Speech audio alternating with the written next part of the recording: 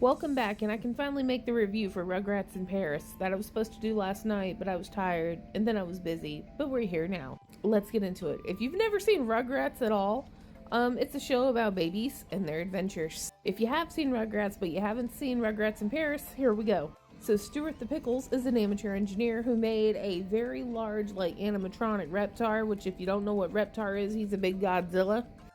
Well, his machine was bought out by a theme park in France so that they could do a live action Reptar/Godzilla show.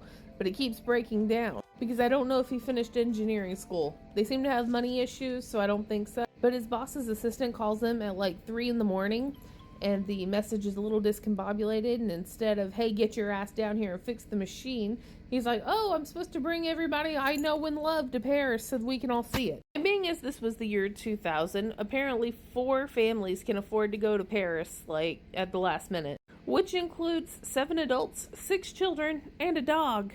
Why did they bring the dog? I don't know. Which kind of sort of off the record, if you're considering traveling internationally, for a brief period with your pet, I don't suggest it. There's a lot of rules and regulations. All countries have different, shot requirements for your animals. And then there's, a quarantine time. And then you have to fill out some paperwork that if the paperwork expires while you're in the air, once you land, they will kick back your pet. And again, they spend the whole time in quarantine. So I really don't recommend it. But let's move forward. So while all this discombobulation is happening in Stuart's professional life, Mr. Charles Finster has decided he wanted to re-enter the dating game after having been widowed for at least a year. I think 2 years. Which is nice, but he done set his sights on Stuart's boss, who has a job in family entertainment, but actually hates children. But she really wants this upcoming promotion, so she has to pretend to actually like children because the company she works for really resignates families. Wrong word, but you get what I'm saying. So she's using him as a status piece so she can get the promotion. Meanwhile, Charles Finster Jr., or the third, would like a princess for a mommy. Specifically, the princess of a Reptar land, because she's really nice, she loves Reptar, and they could live happily ever after. And then there's this last minute wedding, and the kids are kidnapped, but they steal the animatronic Reptar to get to the wedding to stop it.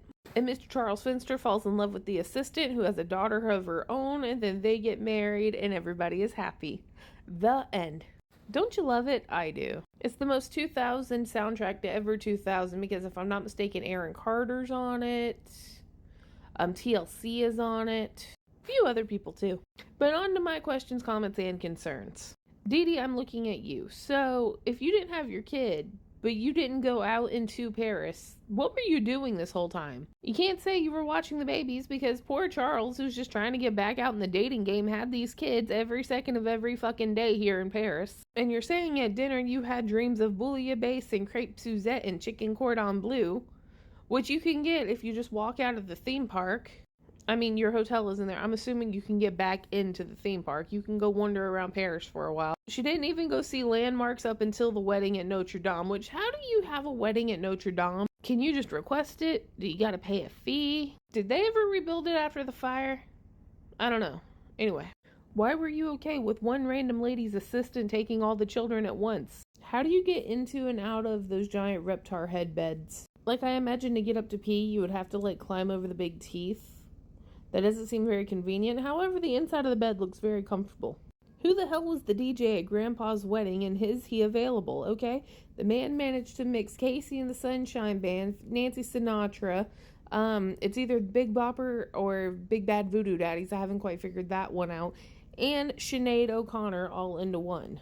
How the hell did we get Fifi back to the U.S. without proper paperwork? Which leads to a bigger question. How fucking long were they there? Because, you figure they were there at least a week so that he could do all the work on the giant Reptar. But then there was an even more amount of time that she could plan a whole wedding at Notre Dame, which I'm assuming, she spared no expense, but also would take an insane amount of time. And then they would have to get all the paperwork for Fifi. So did they spend a month in Paris? Who's responsible for all the damages done in Paris by the giant Reptar? Is it the amusement park? Is it Madame Labouche? Is it Stuart for being his children and his product? These are the questions. 10 out of 10. Okay, bye. What the hell's the goo made out of? When you're gone, you're not alone. The one you love.